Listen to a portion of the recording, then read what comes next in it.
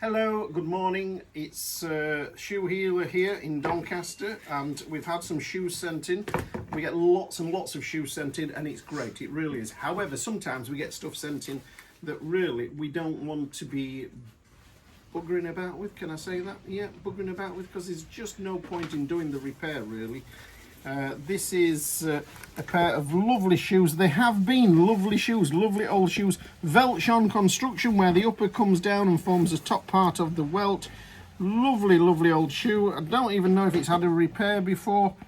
Oh, it might have. It might have had a repair because there's quite a few rows of stitching in there. So this might have had a repair. I'll let Paul have a look at that and confirm that. But anyway, the sole's worn out, the heel's worn out, and they've been sent to us because the uppers have dried out and cracked, and the gentleman sent them with these bits of paper on.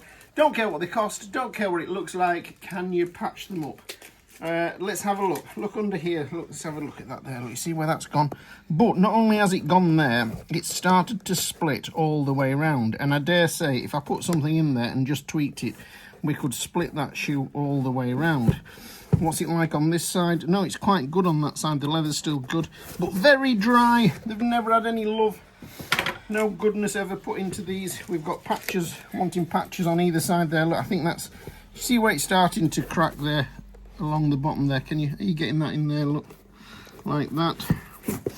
And the worst one of all is on this one here, where it's starting to go at the back there. Can you see that there? Just it's all, and that runs from back here right down to here. So that piece is actually all split and loose. And the reality is they're just not worth doing anything with, unfortunately. It's the end of the line for these shoes. You could patch them up and bugger about with them, but not worth doing. Now this is an interesting job. Gentleman's bought these lightweight pair of trickers, no midsole in there. Would like them a little bit stouter, but would like the softer sole on. So what we're going to do there is knock the heel stack off, thin down this sole to make it the original midsole, and bond on a nice brown Vi-lite unit. Will make a very interesting shoe, that. Nice to wear. Key cutting, yes? Yes. Why do cobblers cut keys? I can't tell you while the customer's here. In fact, I can. I'll tell you why. Because a key costs nothing. The blank costs nothing, and this gentleman's going to have to pay £4 for it. That's why we cut keys, because there's loads of money in it. Okay, Anne's just said, cheers Paul, Anne's just said, you know, keys. When I say there's lots of money in it, you know, there's not, of course, £4 a pop. It's hardly worth his time, really. Not lots of money, lots of profit in it.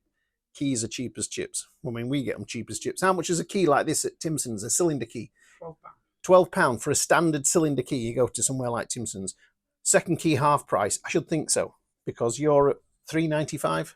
£3.95 for two for £7. So these, not lots of money, but lots of profit in it. That's why cobblers cut keys. And the other reason was, you know, you lost your ironmongers, and they all started disappearing. So your ironmonger will have cut your keys before. Cobblers just came along and took it. Might have been Timson's idea, so, you know, you can't slate them too much because it might have been their idea to start cutting keys. I don't know. Anyway, Paul has knocked the heel stacks off of these while I just blinked.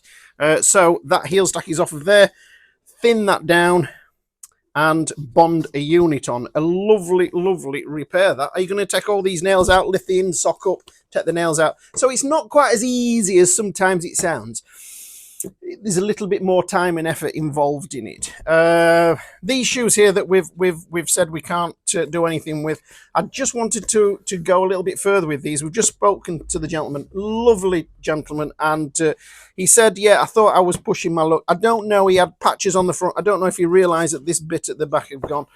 When the uppers have gone this hard and they've been left and they've gone rotten, you know, if we just look here at this split up here, and you can just see, if I pull a little bit on there, you can just quite easily make that rip a little bit further because it's all dry. And then what happens is I come along, machine this up, machine it up. We've done it a dozen times.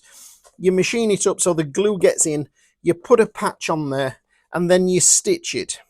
And you stitch all around it. And you know what it's like with stamps, when you all the perforations make the leather even weaker. So this is really weak leather, and if we stitch it, we perforate it, we make it even weaker. So as soon as you start to wear it, the shoe falls apart.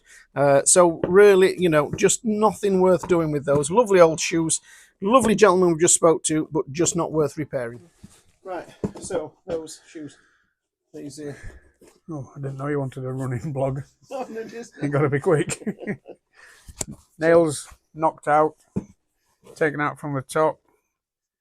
So another cushion piece, cushion seating. Yeah, that's these here that come on a roll. No need to be under there again. And then you're going to machine that down. And then we're going to machine this down and create a midsole ready for his unit to go on. Yeah. But I found out that's black, so I need to go upstairs for a brown one. Yeah. But they're so close, it's hard to... yeah, the brown and the black. Oh, it's very, very little in it. You have to put them side by side to tell.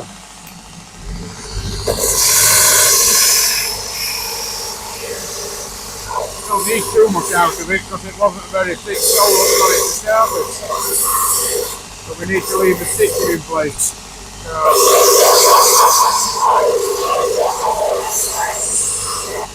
But then again, we don't want to make it too stiff.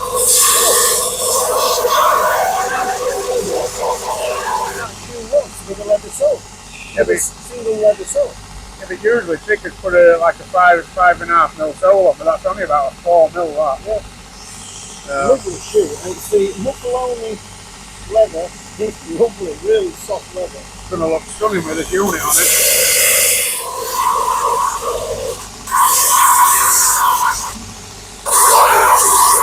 That's all thinned down, and I like to.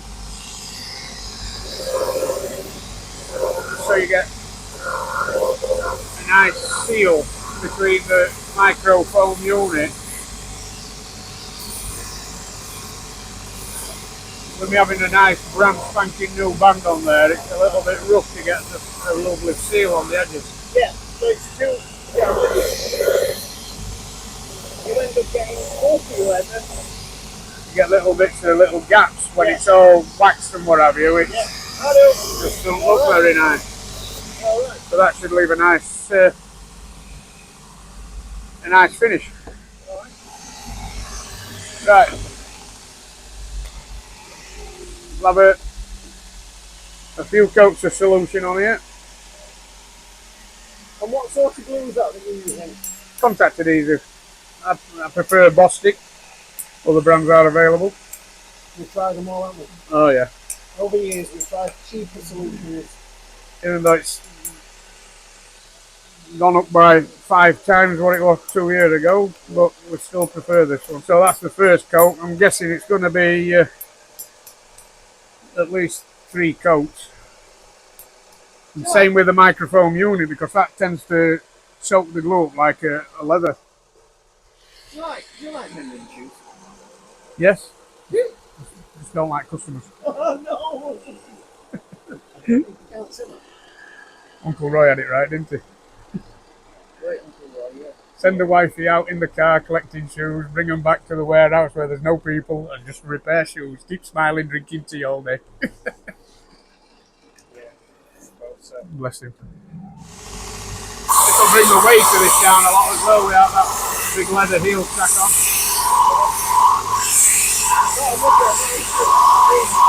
Oh, the comfort as well with the microphone unit on it. That's John. I did one pair of his and then I think it was about 14 or 15 pairs later we'd gone through the lot. Put it on them all. Where's my... So they're in the heat. They're in the heat activator. We've got 2 microphones, but we've lost one. I'd like to see you with one of those, like round here. You know them, yeah, like a pilot. No, like them. McDonald's. Like them lasses that when they're singing on stage and they have a mic that comes round here and just. They have them, don't they? Oh, they do. Yeah. Right, so we get it a bit nice and central. It is actually a little bit.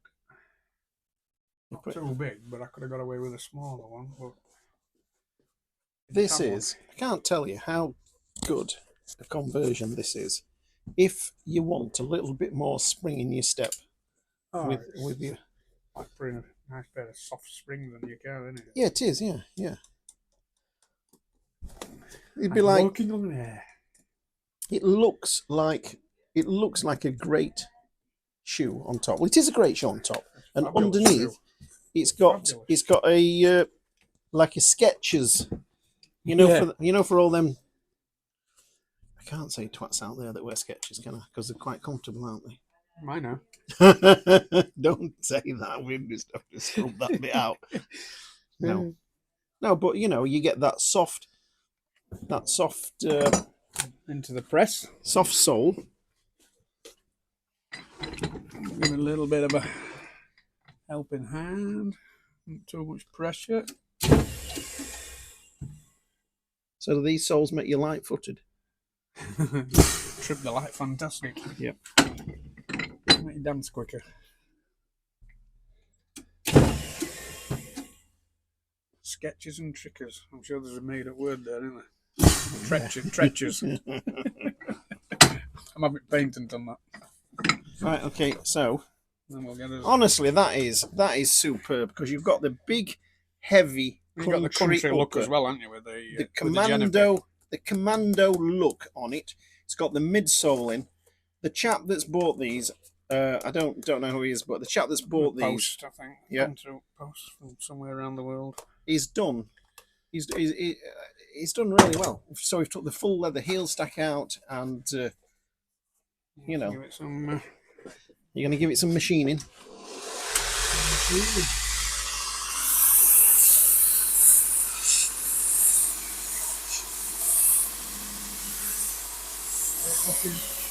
Are you talking? Can I tell you? Just get it looking something like, we'll get it close on the rough band, and then later we'll give it the final trim on the smoother band. I can just flip this onto your nose.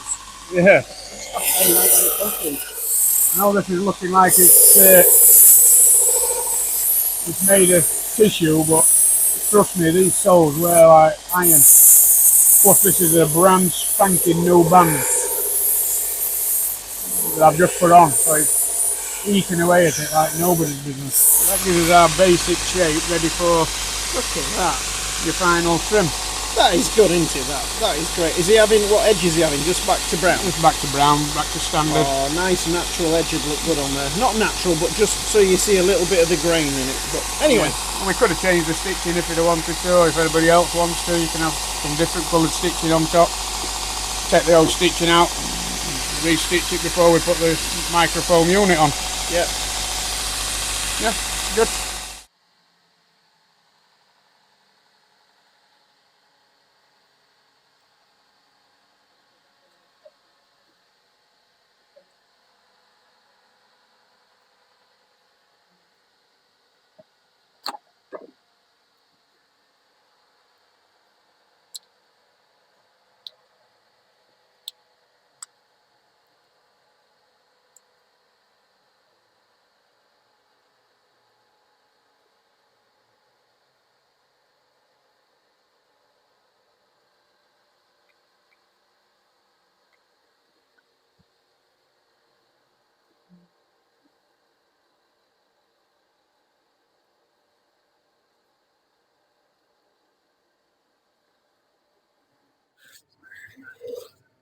See, looking back, this is why on that earlier video I went round the edge with the smoother band, just so you get that beautiful seal.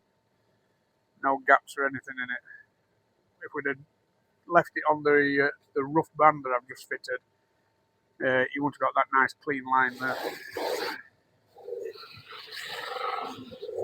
Plus any imperfections that you get in your microfoam unit while you're trimming it all get ironed away when you put some pressure on with the brushes.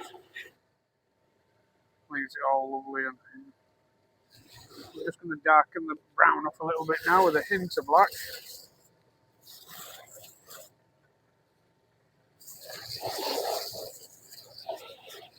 And a little bit of gloss just to finish it off. Put that last little shine on it.